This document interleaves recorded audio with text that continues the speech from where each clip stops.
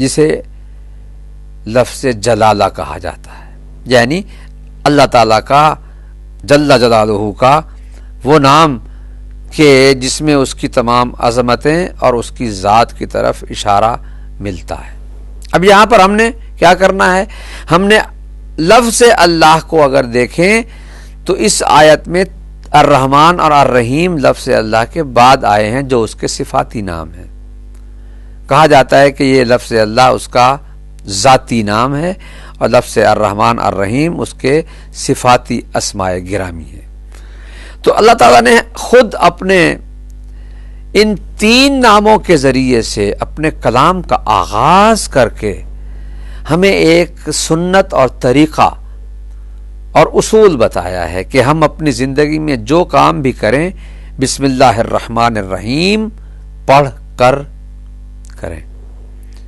یعنی دوسرے لفظوں میں خود اللہ نے وہ کام کیا اور اب جب ہم کریں گے تو یہ سنت الہی قرار پائے گی۔ اللہ کی سنت، اللہ کا طریقہ، اللہ کی روش اور طرز عمل یہ ہے کہ وہ اس نے اپنے کلام کا آغاز بسم اللہ سے کیا ہے، لہذا ہمیں ہر کام کا آغاز سنت الہی پر عمل کرتے ہوئے بسم اللہ سے کرنا چاہیے۔ یہ پہلی بات، پہلی تعلیم جو اس آیت میں ملتی ہے وہ یہی ہے کہ جس چیز کو خود اللہ نے سرنامہ کلام قرار دیا ہے ہم بھی اسے سرنامہ کلام قرار دیں۔ خود بسم اللہ الرحمن الرحیم میں بہت سی تفصیلات ہیں، چونکہ ہم تفصیلات میں اگر چلے گئے تو اسی طرح سے جیسے حضرت مولا کائنات امیر المومنین علی ابن ابی طالب علیہ السلام نے جناب ابن عباس سے کہا تھا بسم اللہ کی تفسیر میں، ساری رات گزر گئی اور امام بسم اللہ کی تفسیر ہی بیان فرماتے رہے، اور جب طلوع فجر کا وقت قریب ہوا تو امام نے فرمایا اے ابن عباس کاش یہ رات لمبی ہو جاتی اور میں یہ کلام الہی کی تفسیر تمہارے سامنے بیان کرتا رہتا، لیکن اسی پر اکتفا کرتا ہوں۔ تو ظاہر ہے کہ میرے مولا نے جو کچھ بھی ارشاد فرمایا وہ ابن عباس جانتے ہیں کہ ساری رات مولا نے کیا کچھ ارشاد فرمایا، اور بسم اللہ کے متعلق، بے کے متعلق، اسم کے متعلق، اللہ کے متعلق، الرحمن کے متعلق، الرحیم کے متعلق۔ لیکن مجموعی طور پر ہم یہ کہہ سکتے ہیں کہ تفسیر حقیقت میں اللہ تعالیٰ کے کلام کو سمجھنے کی کوشش کا نام ہے۔ اگر ہم سمجھنا چاہیں تو یہ سمجھ سکتے ہیں کہ جو آیت جہاں پر بھی ہے اس کا وہاں ہونا بھی حکمت سے خالی نہیں ہے۔ انشاءاللہ میں آئندہ پروگراموں میں کسی وقت اس بات کی طرف عرض کروں گا، متوجہ کروں گا اپنے سننے والوں اور دیکھنے والوں کو کہ اللہ تعالیٰ نے جو آیت جہاں رکھی ہے یہ یقیناً اس کا وہی مقام تھا۔ اگر ہم اس کے سیاق و سباق کی طرف نظر کریں تو ہمیں واضح طور پر معلوم ہو جائے گا کہ ہاں اس کا مقام یہی ہے۔ ہاں یہ ہے کہ کبھی کبھی ہمیں اس کا مقام معلوم نہیں ہوتا، اس لیے ہم پریشان ہو جاتے ہیں، یہ یہاں کیوں آئی ہے، فوراً کہتے ہیں کہ یہ یہاں فٹ نہیں آتی، حالانکہ یہ درست نہیں ہے یہ کلام الہی پر اعتراض کرنا۔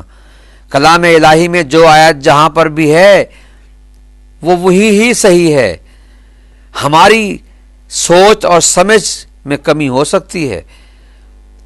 اب ظاہر ہے کہ جمع قرآن اور ترتیب قرآن اور یہ جو اس وقت مرتب کیا گیا ہے یہ ایک علیحدہ بحث ہے جس میں ہم کبھی اس حوالے سے کچھ مطالب عرض کریں گے، لیکن الفاظ کی ترتیب یعنی جیسے یہ ہے بسم اللہ الرحمن الرحیم، اللہ پہلے ہے، رحمان بعد میں ہے، رحیم اس کے بعد ہے، لیکن اس سے پہلے اسم ہے، اس سے پہلے بے ہے۔ اب ظاہر ہے کہ بے کے کتنے معنی بنتے ہیں، یہاں پر کون سا معنی مقصود ہے، اسم کے کتنے معنی ہیں، یہاں پر کون سا معنی مقصود ہے، اللہ کا لفظ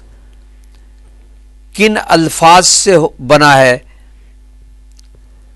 الہ الہ ولہ اس سے بنا ہے، اور یہ الف لام کیا ہے،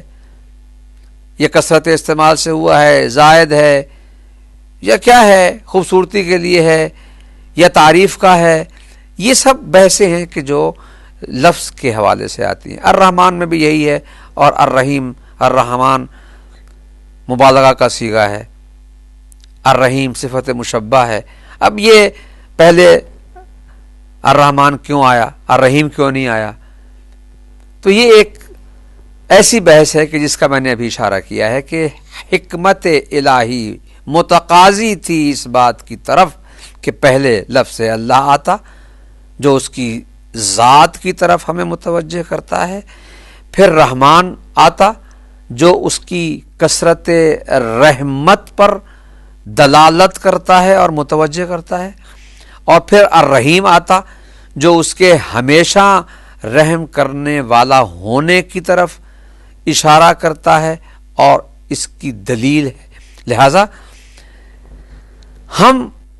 بسم اللہ الرحمن الرحیم کے حوالے سے اتنا کہیں گے کہ اللہ تعالیٰ نے چونکہ